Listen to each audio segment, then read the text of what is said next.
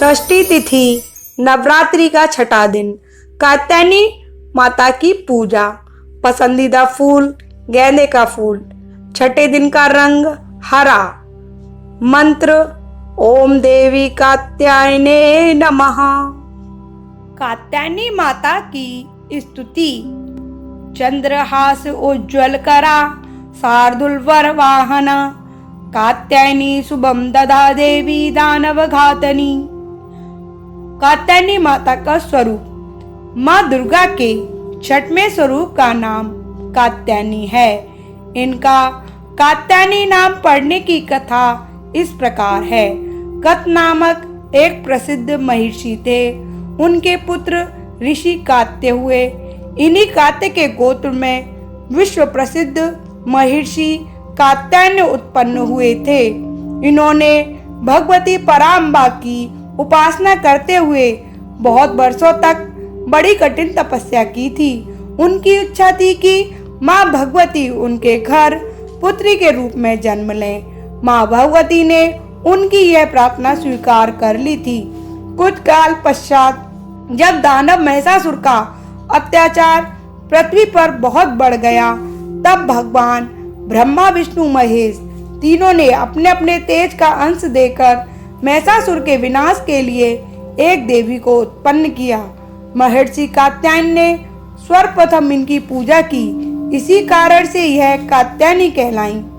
ऐसी भी कथा मिलती है कि ये महर्षि कात्यायन के वहां पुत्री रूप से उत्पन्न भी हुई थी। अश्विन कृष्ण चतुर्दशी को जन्म लेकर शुक्ल सप्तमी, अष्टमी तथा नवमी तक 3 दिन इन्होंने कात्यायन ऋषि की पूजा ग्रहण कर दसवीं को महिषासुर का वध किया था। माँ कात्यायनी अमोघ फलदायिनी है।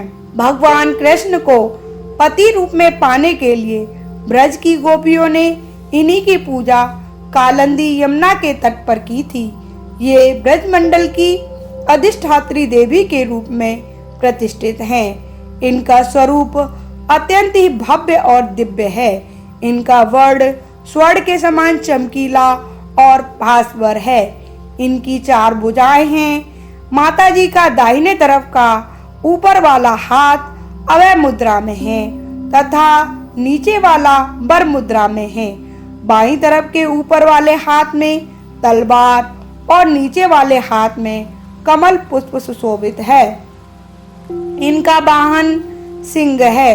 दुर्गा पूजा के छठवें दिन इनके स्वरूप की उपासना की जाती है। उस दिन साधक का मन आज्ञा चक्र में स्थित होता है। योग साधना में इस आज्ञा चक्र का अत्यंत महत्वपूर्ण स्थान है। इस चक्र में स्थित मन वाला साधक माँ कात्यायनी के चरणों में अपना सर्वस्व निवेदित कर देता है। परिपूर्ण आत्मदान करने वाले ऐसे भक्त को सहज भाव से माँ कात्यायनी के दर्शन प्राप्त हो जाते हैं।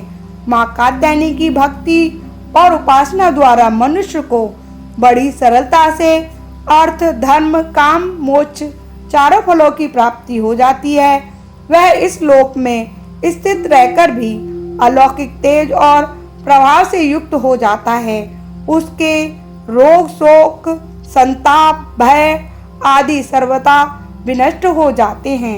जन्म जन्मांतर के पापों को विनष्ट करने के लिए माँ की उपासना से अधिक सुगम और सरल मार्ग दूसरा नहीं है। इनका उपासक निरंतर इनके सानिध्य में रहकर परम पद का अधिकारी बन जाता है। अतः हमें सर्वतोभावेन माँ के शरणागत होकर उनकी पूजा उपासना के लिए तत्पर होना चाहिए। बोलिए श्री कात्यायनी माता की जय।